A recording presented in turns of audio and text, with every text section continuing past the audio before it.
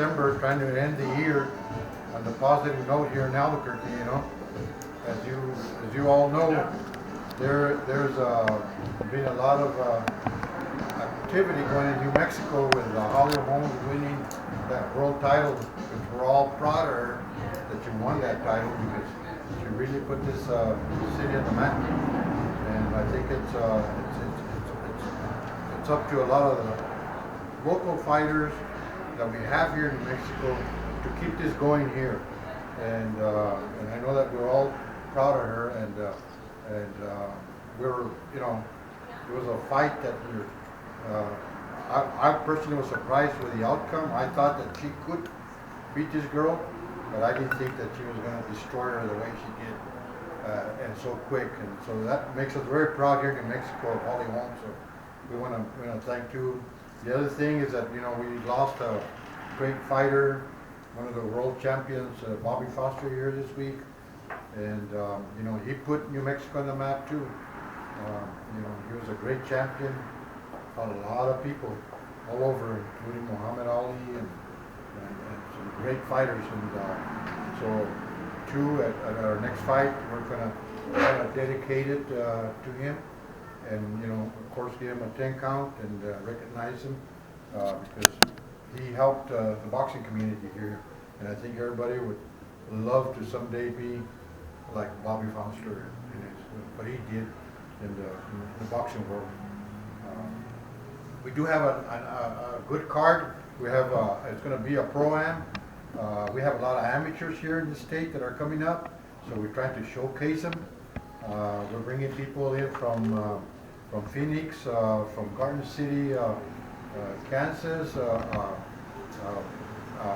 don't know.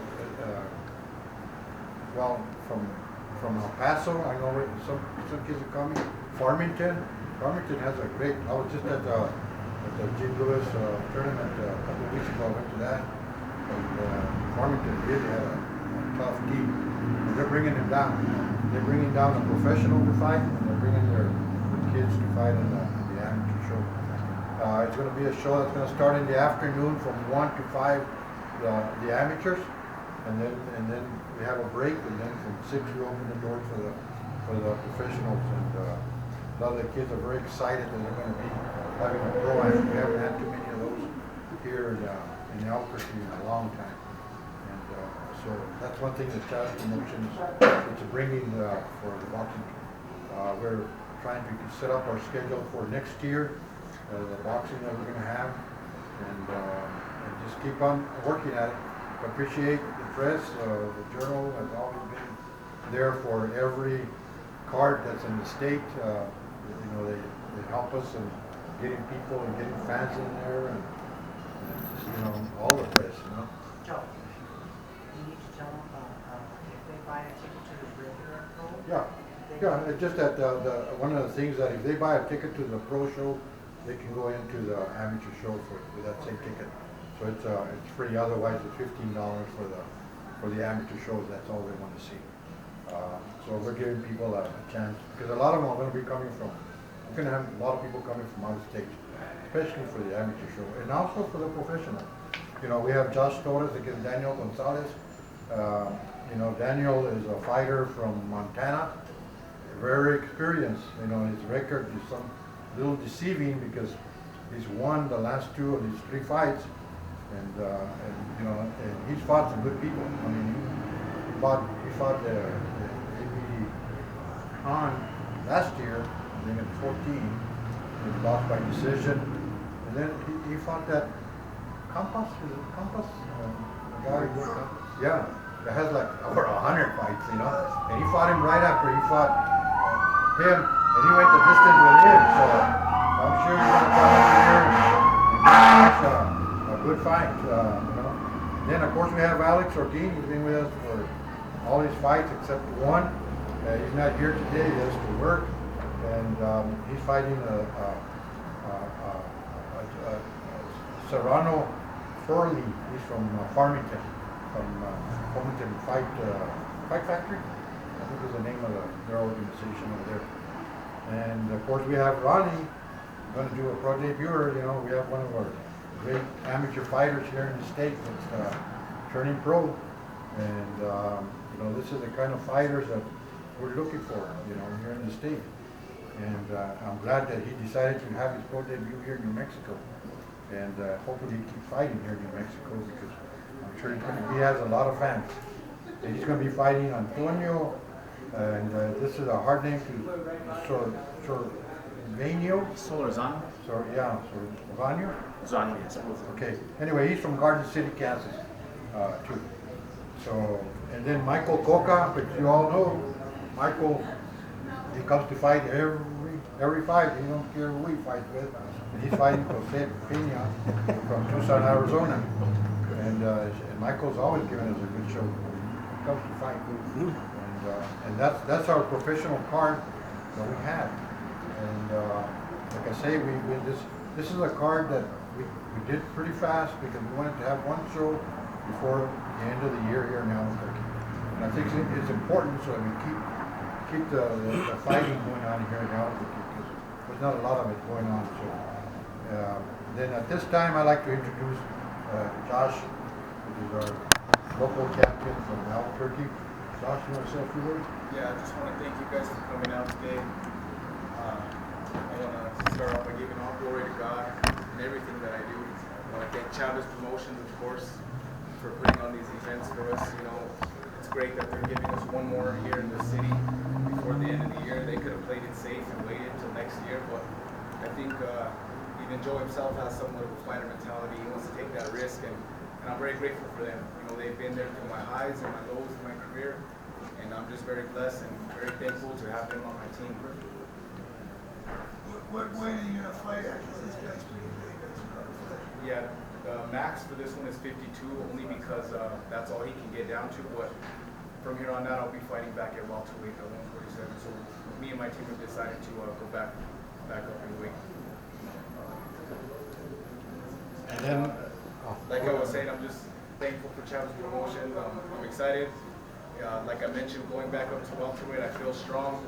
The power's there. Feeling, very energized in the ring, ready to get back on the winning side of things. My last fight didn't go my way, but I like to believe that God has the time for us all, and I'm just, very proud and honored with all the things going on in this world right now, all the negative things. It's good to be a part of something positive. Hopefully, we can begin to switch that energy and kick off the year in a good way. And I'm just excited to have another fight by the end of the year. You see Gonzales fight? I can't find very much tape on him. I know he's a lefty. I know he's a little bit shorter than I am, but just from what's on paper, he seems like a tough guy, a durable guy. And like Joe said, records can be deceiving, so we're still training hard in the gym, regardless of what his record says, regardless of who he's fought. We're training like it's our last fight, like we're training for a world title, like we always do. Yeah, that's what I've heard. So we're prepared. We feel strong. As I said, moving up to this weight, I feel very, very motivated and very energized. So I'm excited to come out and perform on December 12th. Any other questions? You had an eye injury against Creel. Obviously, it's good or you wouldn't be fighting, but how much of a problem was that during the fight? Oh, I believe it was a big factor in the fight. It happened at the beginning of the 4th round, which was kind of funny because I came up to my corner after the 3rd round thinking, okay, I got this guy figured out. I was starting to gain my distance, starting to time him a little bit, and he caught me early in that 4th round. And I knew at that time something was wrong. I'd never been in a fight where I couldn't see like that. And it definitely affected, the pace of the fight. It affected what punches would come, what I could see, what I couldn't see. So, no excuses. Creel was a better man that night, but I do believe that I had a lot more fight in me than I was able to show to the fans, and that's why I'm excited to come out on the 12th and to show people that I have a lot in me, and I just had an off night that night. It was my left eye. He got with the right hand. Have you been having trouble making 140? I haven't had trouble, but I always make weight, but it was a little bit more difficult the last time around than usual, only because of the timing that took place. But like I said, now 147, and even this fight 152. We're comfortable, we're more than ready, so we're excited. How many fights did you and Danny work together now? This will be our 3rd.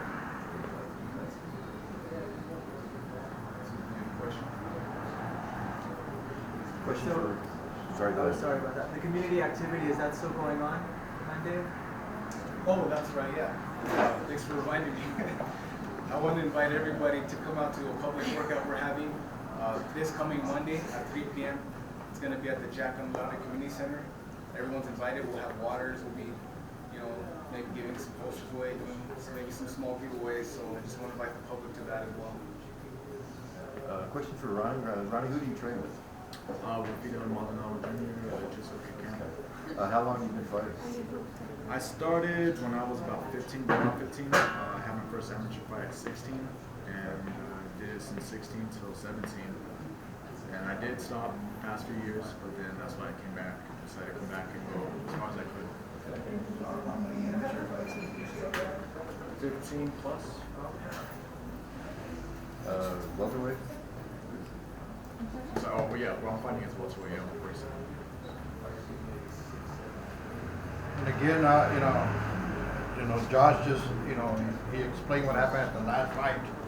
And to me, as a promoter, and I've been involved in boxing a long time, and that's a true champion. When somebody gets hurt, anybody else would have probably just said, "Hey, I can't do it," But his instincts and his dedication and everything else, and he just kept on fighting because we don't like to see anybody hurt in our sport. I think safety is one of the most important things that we have to do. And I know I look at it as a promoter that I don't want anybody hurt. I want to see good fights. I want to see good competitive fights. But I was really proud of you, and I was doing my own little fight that night. I was in the hospital and I couldn't even get to the fight, but I'm really proud of you, and you've always been a stand-up person in the community. You help all the amateurs. You're always willing to help other people, and I have a lot of respect for you, and I hope that Baca here does the same thing, he learns at least, maybe not that he has his own style of boxing, but as a person in our community, this is the kind of fighter that I really, really enjoy working with. The community out there really welcomed you. It was a very successful trial despite all the rain. You see yourself going back here again in the future? Yeah, Rats, they really enjoyed it, and they said this next summer they want to do something out there. And then the city and the county want to do it because they want to take some publicity over there, And I myself at Chavez Promotions, me and my wife went to the Coro fight this last couple of weekends ago, and we enjoyed that. But I had an opportunity to meet with some people from over there. I met with the Roy Joy people, with him and his organization, and we talked about he wants to bring some fights over here, and of course there's some financial thing that goes with that. And they just called me, as a matter of fact, yesterday, if I could do one in January, and I said, not now, it's too quick, But those things are available out there, and I did have a conversation with the mayor and some city councilors about possibly helping in bringing some of those fights to the convention center, and they said that they want to talk to me. So, we have an opportunity that Holly Holmes right now put this state on the map. Now it's up to us. What are we going to do with that publicity? Are we gonna? People know now Albuquerque. Okay, Holly Holmes. She broke all records. I don't think anybody will ever do what she did in becoming the world champion in the martial arts and in boxing. And so that makes us very proud here in the state. So now it's up to us to start putting some good shows in here, bring in some people from out of state, and really, showcasing. So I'm glad that Josh wants to be, his desire is to be a champion, and I think that he can do it. And I'm going to support him in any way, shape, or form that I can as a promoter, and everybody that's coming up. And we have some good kids coming up. But at this time we're going to have an amateur fight too. And we have some great little amateur fighters, and here's one of them right here. And here is his dad, why don't you give us a little background on your fighter?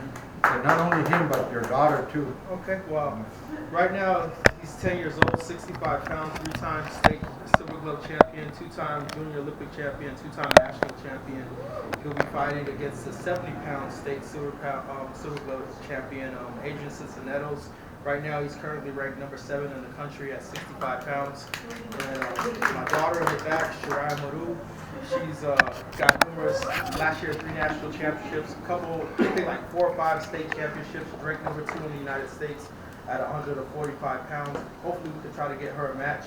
But we got him a match, and these kids are coming up. We got a lot of great amateurs.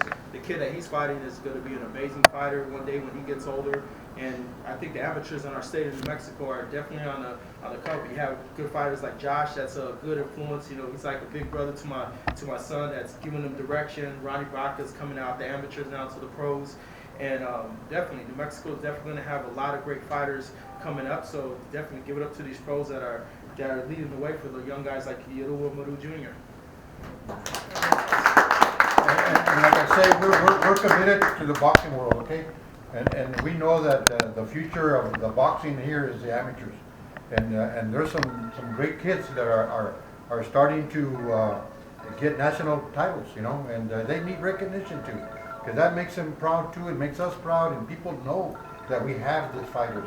A lot of people tell us there's no fighters coming up. There is a lot of fighters coming up. And we want people to know who they are. And that's why we're doing this pro-am, is to kind of showcase them. And we're trying to bring in some of the good fighters from Arizona, Kansas City, from anywhere we can. Because one of the things that Chavez Promotions wants to do is, this summer, we want to put a big amateur tournament and for the southwest part of the United States. And we've been talking to some people at Recto Leon, which is for the WBC. They're interested in sponsoring something like that. And so we've been talking to them, and we know that we have to bring those big sponsors in here in order to have it. But it's going to be possible. If we keep working at it and everybody has the right attitude, and I wish there are not too many promoters here in Albuquerque right now. I wish there were more, so all these kids could be busy, and that's what's the key to keeping everybody here. Otherwise, they got to go out of the state to go look for fights, and we don't want that. We want our kids to fight here first, and then when they get to the next level, then they're out there fighting in Vegas and those big shows. Joe, is there a specific number of shows you want to put on next year? My company, we're working in our plan, and we're looking at no less than 5 boxing shows. And we're having our shows down at the Valley, and we're going to start having more shows there. I know that some article came out the other day that it was padlocked and it was closed and everything else because the people that were there before were trying to revise it, because that's the other thing. I want people to go to the Valley because a lot of these fighters, that's where they come from, and that's where their following is and everything else. And it's a struggle. You've been around boxing, and promoters have a hard time in this state keeping afloat and having fights. So we're very careful. This fight here, I talked to Josh and I said, what? Probably, I don't know if it's a good idea to have one so quick and that, but we kind of decided, the fans, they want to have fights on a regular basis. So let's do this one, and then next year we start planning some bigger fights, and we can bring big fights. That's my intentions. I've done like 15, 16 fights now, and I'm getting my feet wet, and I'm to a point where I understand how to do things now.